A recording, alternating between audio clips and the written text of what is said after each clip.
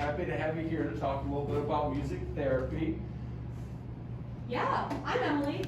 So I'm from Appalachia. I grew up in Virginia, went to school in North Carolina. I got my music therapy degree down there at Appalachian State. And then I moved up here, did my clinical internship at the Franciscan Center, and then got hired on at a hospice for my first kind of clinical job. I'm a pianist, a vocalist, guitarist, and I play the harp, which is really fun.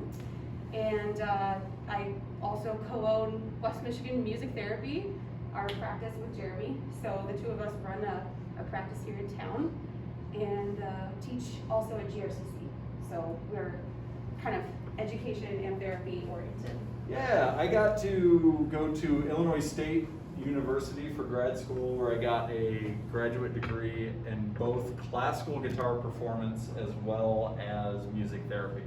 So I decided that one wasn't going to be enough, and I really wanted to punish myself for 3 years and get that done.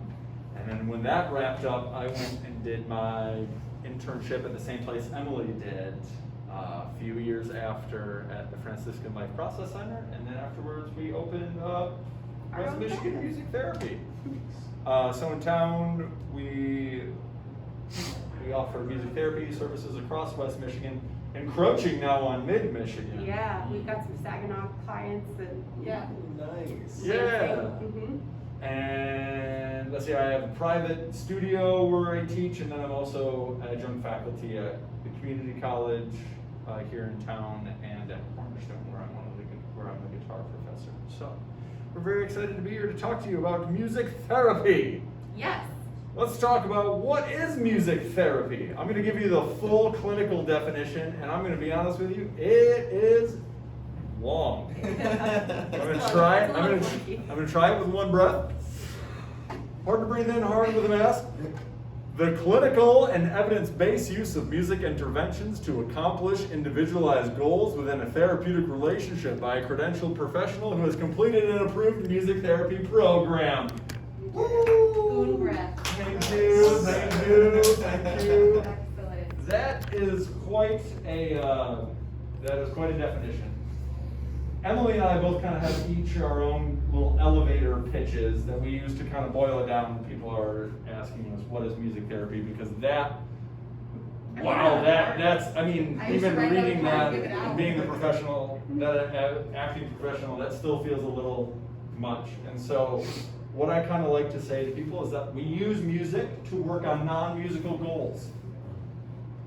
So if I'm going into a session with my kiddos, I don't necessarily need them to shred on the guitar. I don't need them to do that, because I'm probably going to be working on things like impulse control. So when they have an instrument in their hands, can I get them to play and then stop and then not continue to play? Because with little ones, we all know, little ones, impulse control might be something to work on. No, I gotta work on that. Amen. Or yeah, for me, I usually say we use research music techniques to help someone with overcome things like pain, anxiety, depression, emotional and spiritual support. So using music as the avenue for all those different kind of functional domains. So for me, working with older adults, often with some sort of Alzheimer's or dementia, we're using music to help things like communication, meaningful interaction socially, helping with memory recall, and even just physicality. It's really important to stay active as you age, and when you're sitting in a nursing home, in a chair and no one's engaging with you, all of a sudden you get a drum, you're moving your arms, or we might be dancing. We might be using music and dancing, and that's going to help with their leg strength and with, finding their identity again. So music is the avenue through which we're accomplishing these goals. It's really cool. We get to tailor it for every person. And a part of that tailoring is making sure that we're using patient-preferred music. And so you can imagine if you're in a hospital and somebody goes, "Oh, would you like to listen to something?" And you go, "Anything but," John, anything but.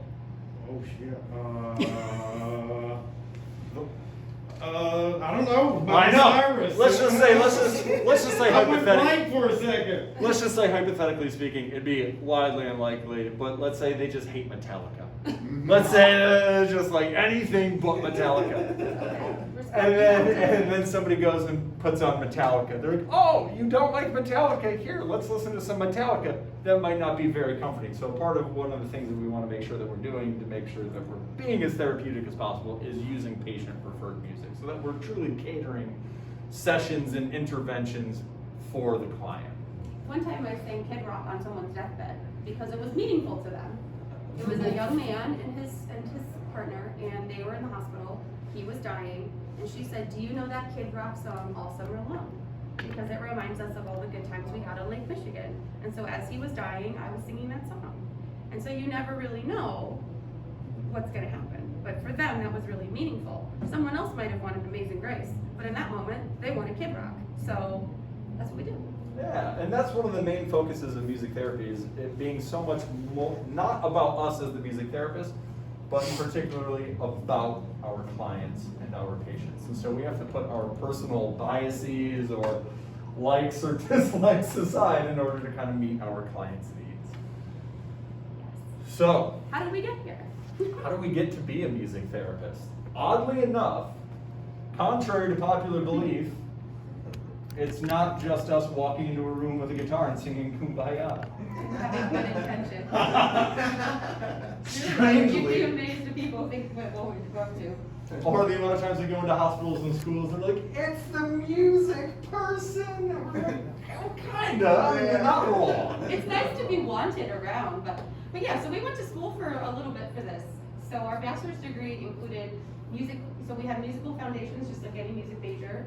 And then we had classes in anatomy, physiology, biology, mental health, a lot of psychology in our program, and practicums. So when we would go with a professional and work in an environment and then get some feedback. So it was like kind of student teaching kind of an idea. And then we did an internship, Jeremy and I. Yep, for at least 6 months. Well, to backtrack a little bit, music therapy is right now a bachelor's entry level profession, so you can get a bachelor's and start to practice professionally, which is pretty great. Out of all the allied health professions like speech pathology, physical therapy, occupational therapy, those are all at least master level, if not moving up, having to be doctorate level entry. So it's pretty unique that for music therapy that you can just get a degree and start practicing, which is amazing. Once that is completed, you go and do your internship, which some internships are 6 months long, some are 9 months. I believe I've heard of some that are a year long. It was about 7 months because I got sick. but yeah, usually 6 to 9 is the. Yeah, and that's where you're doing music therapy for 40 hours a week. I mean, you really, for the 6 months, you really get an idea of, and depending on where you choose to go, where Emily and I went, we had the opportunity to work in all sorts of different populations. Some internships, if you get an internship at a hospice company, you're doing hospice for 40 hours a week. Emily and I, the place where we at, one of our locations was hospice, and then other locations were things like schools or hospitals and things, one-on-one clients. All over Grand Rapids. So we were at St. Mary's and different schools in town. Yeah. And then, once that is done, then you have to take the big, terrifying, scary board exam, which is no fun. It's similar to like what nurses and everything else, and of course it's one of these 150 multiple choice questions. And they give you 4 answers that are all correct, but you have to choose the more correct one. It's a tough test. So it's a really tough test, and so that's why when you see music therapists, we proudly portray after our names MTBC, which means Music Therapist Board Certified. Because boy, when we pass that thing, we're super stoked. It's a party. And then we can get recertified every 5 years. And to do that, we need 100 credits. So that's attending conferences, classes, giving workshops like this.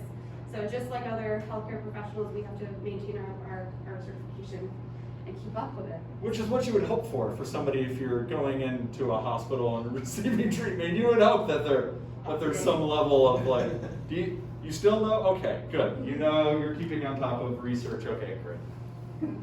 Excellent. All right, so who benefits from music therapy? I like to say womb to tomb, right? Nice. We work with neonatal care, preborn babies, and mothers who have higher risk for pregnancy. all the way to end of life care and everything in between. So this is a very humanistic field. We work with people, and if you're a person, usually, that's someone We can find some use for music therapy. Yeah, yes, absolutely. So this is a bit of a heavy question, and it bears a lot of emotion for Emily and I, because as music therapists we are constantly advocating for our field, and so one of the things that we almost feel like it's easier to tackle, instead of talking about what is music therapy, talking about what music therapy isn't. And we've kind of joked about that before. It's not Emily and I showing up with a guitar and singing and playing for people. It is not a performance. Sure, there might be times in a hospice situation I've absolutely sat by a patient's bedside and they might be asleep, or I might be kind of able to play a little classical guitar piece to help maybe they're in pain, and so maybe it kind of seems like I'm performing for them, but it could not be less about me. It has nothing to do with me. And you're looking at things like, we're monitoring their heart rate, we're monitoring their breathing, we're monitoring symptoms of pain that might not always be, ouch, I'm hurting. So we're looking at the biofeedback of the client, and we're matching the guitar or the music to actually have some sort of a biological effect. For me, music therapy, music is inherently therapeutic, right? That's why we're here. I think we can all agree to that. We love music because it does something for us inside. And so we often experience the therapeutic benefits of music. You go to a show and you're just like, oh my gosh, or you're playing with people and you're jamming and you're just like, this is amazing. You get that feeling. Or after a long day, you sit in your car after work and you just cry it out to Sarah McLachlan because it was a hard day. That's a therapeutic aspect of music, right? That's something we can all say we've experienced, I think. But what's different is it's not technically music therapy, right? So music therapy, we have these goals and we're looking at all these different kind of psychological components and really assessing the needs of the person and addressing them with research. That's not exactly, hey, Elijah, hey, Elijah, cheer up, Elijah. I'm gonna sing you a song. Why don't you turn You that are around my upside down? sunshine. It's right, you probably want to slap me in the face, and it would be deserved. Also, putting headphones on an older adult is not music therapy. Well, so it was a really popular clip it was a documentary series called Alive Inside, correct? Yeah. And so this was something I remember when I was studying music therapy, people were constantly posting on my social media wall, like, oh, did you see this? Have you checked this out? And it's this video of some people in an assisted living They put headphones who are non-responsive, and then the staff put headphones on and they listen to music, and then all of a sudden they kind of become alive. All of a sudden they're responsive, they're talking, they're chatting, they're interacting. People are like, oh my gosh, how awesome about, that is so great, that's music therapy, and that's what you're doing. And nope. Yeah. It's like, but imagine if, instead of the headphones, it was a real human being that was adapting someone's preferred music in a way they could understand. If I put on, Hank Williams, Hey Good Looking into your ears, you might pop up and be like, oh my gosh. But what if it were me holding your hand? And what if you had a bad reaction to it? Maybe it reminds you of someone who abused you. Maybe it reminded you of some traumatic time in your life, or you realize, I'm in a nursing home and I'm isolated. And that's a scary place to be all of a sudden. And that's not always a happy moment, right? It's like, oh my gosh, I realize how much I'm missed. And sometimes that'll happen where they're like, my wife isn't here, is she? She died, didn't she? I'm like, yeah. So sometimes these memories come back and they're not always these happy, feel-good, joyful things. And then what do you do in that moment? Oh, just cheer up, Elijah. Right. That's not therapy. You go to a therapist, they tell you to cheer up. That's not therapy, right? So we try and be really we don't own music as a wonderful thing, but we, as music therapists, we do need to be gatekeepers for how people are representing what we're up to, Well, and it doesn't help. I mean, if you were to type in music therapy in something like YouTube, the first 5 clips that you're going to see are 1 hour of relaxing music therapy spa, music therapy spa. You're like that. Nope. But I Nope, don't have that's any not- associations with spa. As heard on the elevator. That's her, Like- right? Or in your dentist chair. Yeah. Whoa. That's So gotta be incredibly frustrating. it's Yeah. a little annoying. It is, but it's also it comes with the territory of being a music therapist, and that's why we love to be able to come here and talk about it, to advocate for it. Yeah. And it that's always gives us great. an opportunity to be like, what you're doing is great. And then think about it like this, like yes, and instead of Yeah. no. I like to say yes and. Yeah. Woot. So how does one get a hold of a music therapist? Like, how do you get us to come to your house? A referral or Google. We have a website. Or you type in West Michigan Music Therapy, and not only we will come up, but then also all the other acting music therapists. Also, our governing body, we have 2 governing bodies that look over us. The big one is the American Music Therapy Association.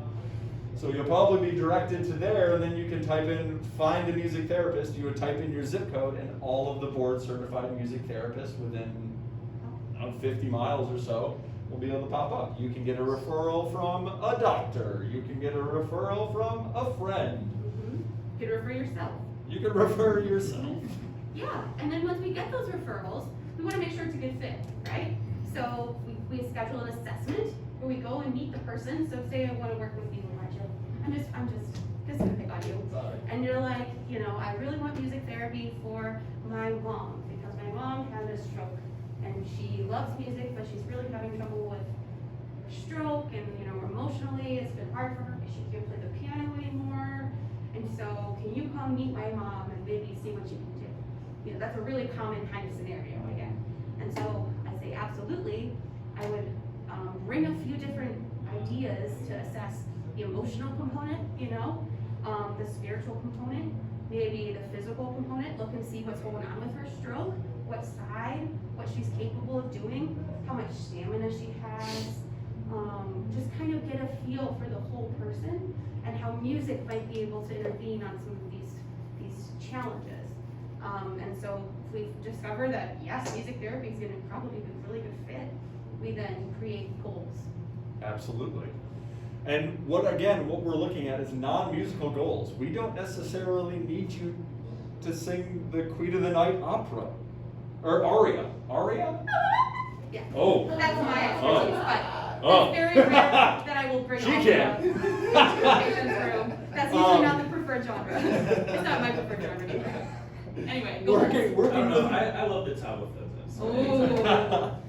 working with my kiddos, I don't need them to necessarily sit down at the drum set and all of a sudden rip a Neil Peart solo. Right. I don't need them to do that, but maybe I'm working on them with communication. I'm working in a school right now, and a lot of the time that I spend is working on sharing affirming words to one another. Because there's a lot of the kiddos are just kind of at grips with each other at this point, and so I spend a lot of my sessions. Yes, we're playing music, but then there's time for somebody to have a solo. And oh my goodness, we're going to stop our playing and we're going to listen to them. And then we're going to affirm them. And so I don't care that the person's solo might be completely out of rhythm, might have all of the wrong notes. I don't care about that. What I care is that we're working on communication. So that is the most important, I think, aspect of, one of the most important aspects of the music therapy treatment plan is the fact that so much of people think that we do is like, well, when we go and do sessions, like, oh, I don't know how to play music. Oh, no, you don't. No, I can't do music with you. I can't sing, I don't have rhythm, blah, blah, blah, blah, blah.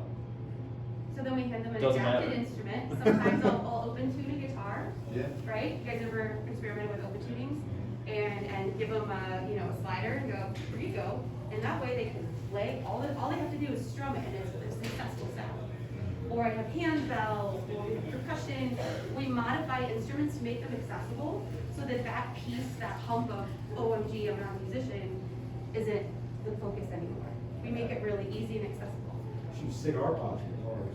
Absolutely. I built those. Those things are the funnest, easiest things to. Amazing. Exactly. And They like- just started, oh, sorry. Oh, you, Oh, they just started making, I don't know if you've seen it, but it's a little kit guitar that's just the top 3 The strings. lute guitars? The lute. Yeah. I haven't used that on one of my students. I or haven't kiddos. either. I'm trying to get one to buy one right now. Yeah, Because they they're look, super but cool. it's, Yeah. what a great idea. It's the Yeah, top- I built my son a ukulele out of a cigar box too. Amazing. But the cigar box to me, but I grew up in Mississippi Delta. That's where.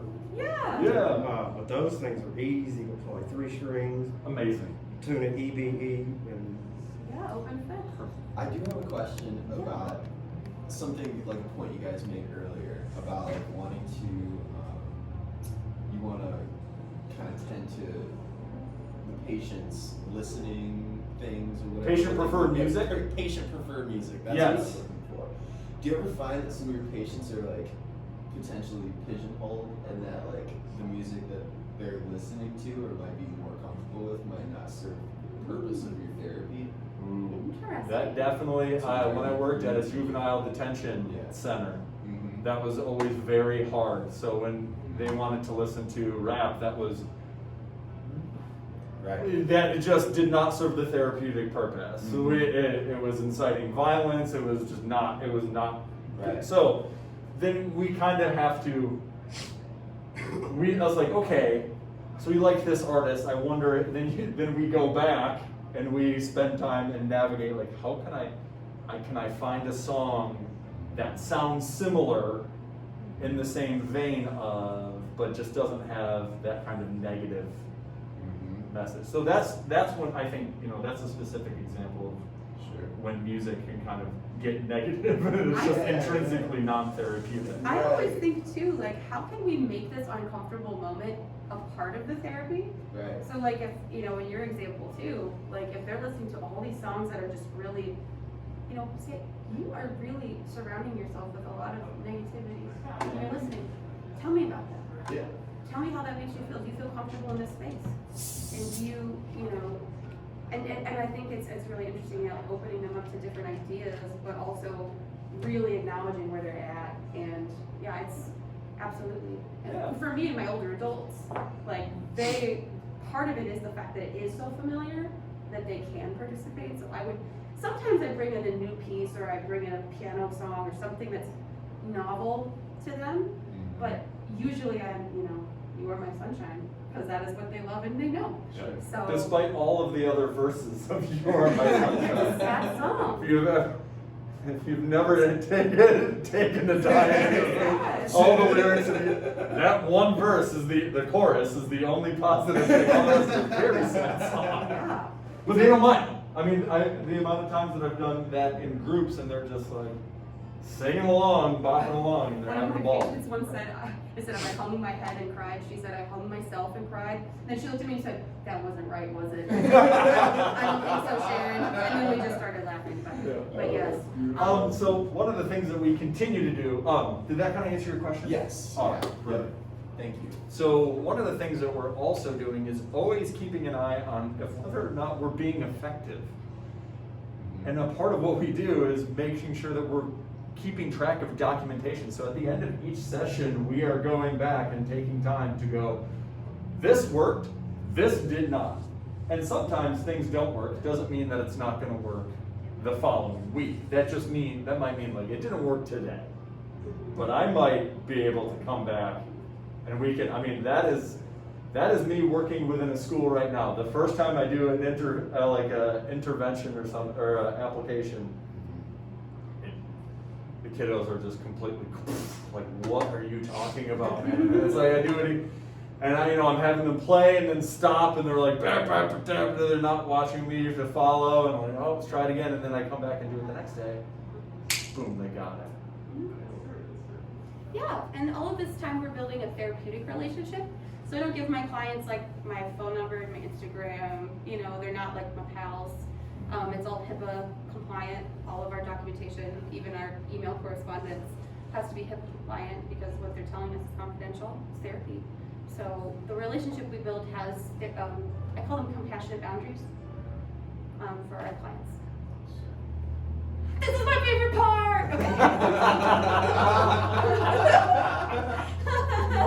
away, do it. Okay, okay. Who knows where the music center is in your brain? Anybody? Any guesses? Front, back, left, right, up, down? Front, maybe. The medulla oblongata. The medulla. Is it like slantways, you know, sideways, slantways, zigzagways? Fun fact, music is registered in every part of your brain. Every lobe, every center processes music. Every part of your brain is the music center. That has huge implications for us, Yeah, that's cool. okay? So think about it. Someone has a stroke, or someone has a traumatic brain injury, or a disease like Alzheimer's dementia that affects the brain. What happens is this incredible biological phenomenon called neuroplasticity, where that part of the brain that is shut down, the parts around the brain say, oh no, the bridge is lost. And music can help regain that neural connection. A non-pharmacological approach. This is not medicine that you're putting into your body. This is an external stimulus that is helping your brain regenerate itself. That is cool, right? Cool. Okay. I'm sorry, every time I give this presentation, Jared has been with me for years. I geek out over this because it is science, okay? This isn't just, it feels good, it's, innately we're like, this is fun. It's freaking science, okay? So, your cerebellum, this idea of movement, of gait, of rhythm, of our steady beat. Humans, we have a heartbeat, right? We have intrinsic rhythm all the time. The way we walk is rhythmic. That's registered in your reptile brain. Who we are as people lives here in the frontal lobe. That's where your choices, your personality, your identity lives, right? So that's really important. The way we perceive sound, it's just incredible. So if you don't learn anything else today, you please remember that your brain is a music center. And everyone's brain is a music center. That's super dope. Yeah. Yeah, I think so too. I really do. So this is, I don't do PowerPoint karaoke, I don't read my slides. But I love this graphic because it just shows, kind of what each lobe is responsible for. Do it. Hit it. All right, the benefits of music therapy. So many different benefits. One of the things that we can do is that we can help treat pain. Many times when Emily and I were going in our internship in the hospital, we were dealing with people who were suffering from a lot of pain. And so music therapy can act as a bit of a distraction. An analgesic in the medical terminology. Yes, actually what it does is, so it blocks the gate of pain. So like say you hit your foot on something and it travels up your neural system into your brain goes, that didn't feel good, and you have that response.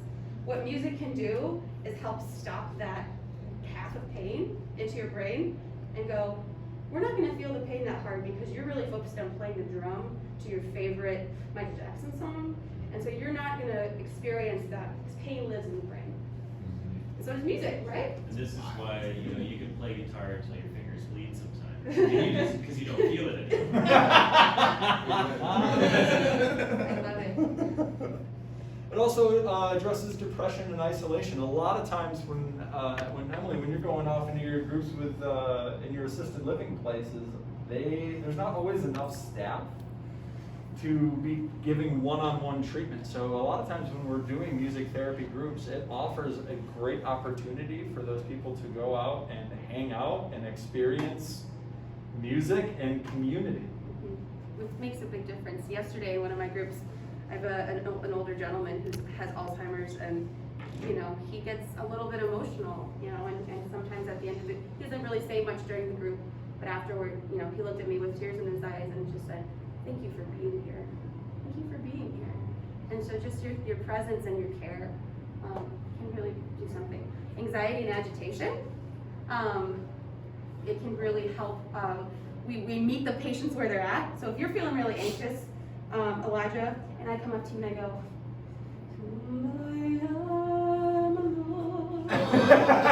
yeah, you know what I'm saying? Like you want to hit me or you want to run away. But say you're working with someone who's just in a pervasive state, we're gonna get that metal music and we go like, oh, we're gonna match that energy and we're gonna bring it down.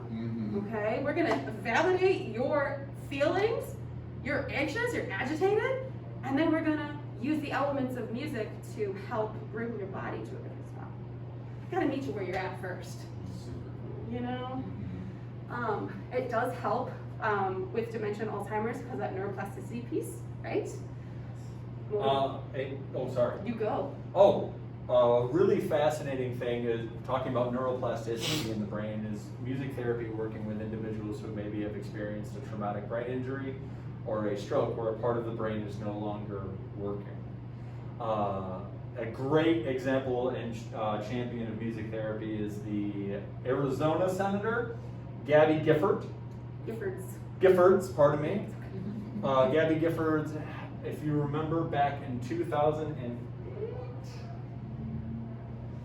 let's say late 2000s, she had an assassination attempt on her life. She was shot in the head. Yes. You got shot. Yeah. She got shot in the head and she survived. But she had lost the ability to speak.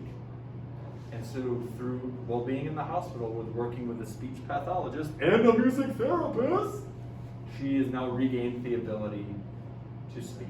And is now still working with a music therapist, and now she's re-picked up the French horn. She's ripping that. It's a beautiful story. Beautiful story. Another really common thing that happens with individuals who have experienced a stroke is maybe a uneven walking gait, right? And so maybe a part of their frontal lobe was damaged in the stroke, and so they maybe, when we walk, we all, if most of us have a even gait, somebody maybe who have experienced a stroke maybe has has a little bit of a shuffle. And so we can use music therapy to entrain them. We can use beats, guitar, whatever, to entrain them to walk to that beat. Yeah, and what's a little bit more motivating than just walking on your own is, there's a fire burning. Oh yeah, there's a fever pitching coming out the door. Right? I'm so much more motivated because I'm singing Adele, someone's singing Adele with me, they care that I like Adele, and it's a appropriate beat for me to strive for, right? It's a lot more motivating when you add some music to it. Music also helps symptoms of PTSD. I worked with a lot of vets in my hospice work. We did a lot of songwriting to work through some trauma they experienced in combat. And then we would record the song and share it with family, even after they died. So it was this really beautiful way for them to work through some of this trauma and also have something that they could create in the face of their pain. It was really special. Great. All right. Yeah, let's keep moving. So these are some typical interventions that we use in music therapy. Songwriting, this idea of using beats or entrainment to help bring your body to a comfortable spot. And the use of the big word, sorry. Oh, I just want to say clap with me real quick. Clap with me. Beautiful. And stop. I did not tell you to clap to my beat, did I? I did not tell you to match my tempo, but you did, right? That's a phenomenon called entrainment, and it means that we lock into rhythms as human beings. And so I can take that rhythm, we can bring it up, we can bring it down, but you are entraining the beat. It's really interesting. And a big part of that is the concept of ISO principle, which is a very fancy word. But a part of that is, the big thing behind that is meeting patients. We meet their patients. We meet our patients where they're at. If my kiddos are coming in hot out of recess and they are just full blown, just like raging, they can't sit in their seats, they're not listening to my words, they're not hearing any of the thing that I'm playing, the best thing for me to do, if they're up here, I'm gonna meet them right there. I'm gonna come in with my guitar, and I'm gonna rip that with them. And then all of a sudden they're listening, they're like, yeah, they're dancing, and okay. I'm gonna start to bring it down a little bit. And then down a little bit more. And now we're taking our seat. And we're taking a deep breath. In, out, Don't you just feel better watching it? I about fell asleep. So this idea that we're using elements of music all the time to create a sensory environment. Jeremy has prepared some interesting things, and we don't have as much time, so it's okay with you? Oh, you want to skip ahead? Is that okay? Yeah. I had some research I wanted to share with you just about pain management and relaxation, but we don't. You can look that up yourself. I also had some videos. Actually, can I show you this one? Is it gonna work? I don't know if it's gonna work. 'Cause Okay. We don't have worldwide interwebs. Nordhoff Robbins, music therapy, I'll write on the board. They've come up with beautiful YouTube clips that are out in the world so you can actually see what music therapy looks like. So those patients have permission and they can share their experiences. La la la. I love this quote, music therapy can make the difference between withdrawal and awareness, isolation and interaction, chronic pain and comfort, but most of all, between feeling demoralized and dignified. Brings dignity and honors people's identity at a very core level. And then this is how you can find one of us. Okay, let's tackle how we can apply some music therapy to our guitar playing, because one of the #1 things that I deal with all of my students, doesn't matter how old, doesn't matter if it's my little 6-year-old or it's my 86-year-old student, is how in the world do you practice? So much time I feel like as guitarists that we spend, it's just wasted time in the practice room. That's not to say wasted in the sense of, I wonder if we were to make it a little bit more directed, if we could get more out of our guitar playing. So I kind of took the idea of the therapeutic model of music therapy and applied it to how to practice guitar. #1, creating a space and a time to actually get work done. Just like we do as a music therapist, we go into rooms, we have a designated time, we have a designated space to be able to do that. Creating maybe a space in your house, maybe it's in the basement, maybe it's your corner of your room, that is the place where I go to work. I'm all for all of my students picking up a guitar and jamming for hours. Yes, absolutely. But let's also create some time to actually get some work done and work on something specific. Not only physical, but also mental. Let's create that kind of mental space for us to kind of sit down and say, for the next 15 minutes, I'm going to practice this. A part of that is also being willing to meet yourself where you're at. We've all had those days where we pick up the guitar and it's like we've never played. Or the passage that you had practiced the day before, or the thing that you were doing, you're like, well, I had it yesterday, what in the world happened now? And so meet yourself, if it's not working, if you pick up the guitar hands cold and you're not ripping the lick that you were yesterday, well, maybe that's okay. Maybe just take it a little slower. Incorporate some ISO principle to yourself. Nice. Be gentle. Be gentle to yourself. So many times I have students that come to me, and especially adult students, and they come to me like, I suck. I'm not good at guitar. I've been doing this thing for years and I'm not getting any better. Be gentle. And you're comparing yourself, right? I see that a lot with my piano students too, my adults who just say things like, I'll never be this good, or I'll never, I'm not good, it doesn't sound good. What does that even mean, good? According to what? Who? What you doing? And part of that is curbing your expectations.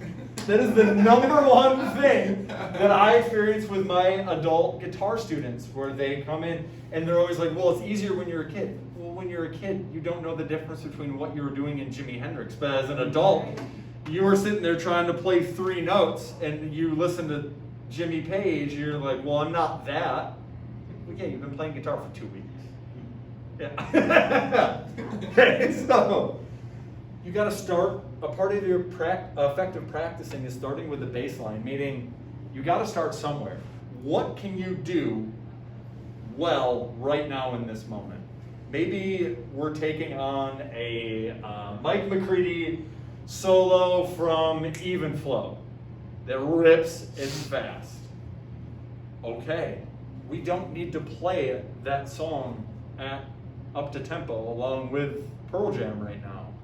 But what we can do is maybe take the very first measure and see how fast we can play that. Oh, we can do that for 1 note per click at 60 beats per minute.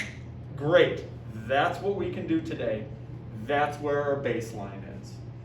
When we tackle difficult passages, always make sure that you are aiming to be clear, making sure that everything, your fingers are working right, your picking directions are correct, that you're feeling comfortable. After that, you're going to be confident in what you're doing. I think a trap in guitar playing is just wanting to run to the finish line. I don't want to put the work in. I don't want to do the 5K. I don't want to run the 3 miles. I just want to be at the end. How do I get there? I don't wanna do the therapy, I just wanna feel better. A part of that is also assessing constantly. Oh, this isn't working. Why? Don't let yourself get away with those little tiny mistakes, those little blips, those little bumps. Look at what you're doing. When we are in a therapeutic setting, we are constantly assessing our patients and our clients. Am I too far away from them? Can they not hear me? Is that why they're not engaging? Are they hard Is- of hearing? Am I not explaining what we're doing well? Is what we're doing too difficult? Do I need to make it a little easier? Is it too easy? Are they bored out of their mind because what I'm doing is it's not clicking with them? So assess your playing constantly. Find the trouble areas and ask why. Why is this not working? Is this a left hand issue? Is this a right hand issue? Is it a wrist issue? Is it an arm issue? Is it my notifications on my phone? Thinking at the moment. Maybe I'm watching X-Files at the same time and maybe I should shut that off. Work on the difficult stuff. It's always fun to play the stuff that sounds good, but work on the difficult stuff. And then I always have, especially my college students, keep a practice journal. Track data. Write down what you are working on and why you're working on it and how you're working on it. Maybe you only have 15 minutes, but in that 15 minutes you can work on those 2 measures of the even flow solo that's been giving you guff, right? Notice what feels comfortable, notice what feels difficult, and record it down. Analyze what you're doing. Am I being effective? Am I using my practice time well? Are my hands working well? Why aren't my hands working well? What can I do to make sure my hands are going to work better? Okay? I think that's it. Yeah. Do you have any questions? I don't think so. You guys did great. Thanks for being here. For sure, that was awesome. Bam. Giving this presentation for 100 people, we're giving it for 5, you know? Love it. But yeah, if you do have questions, I mean, Jeremy and I are. We have our business cards here. Cool. So please, get on your work, catch on Facebook, Hit us up on Instagram. For sure. Don't forget to like and subscribe. Most definitely. Spread the good word, Go ahead, do that right now. Yeah, we have a little table out there if anyone wants more information about, how to really get a hold of us. We do have a swag bag too. Yeah, if you wanna take. Stop by and take a swag bag. Well, Jeremy, So Emily, thank you for the presentation. Yeah, thanks Sam. Thanks for having us. We got about, 10, 15 minutes to go to the bathroom, get another cup of coffee, and then we have our next session coming right up.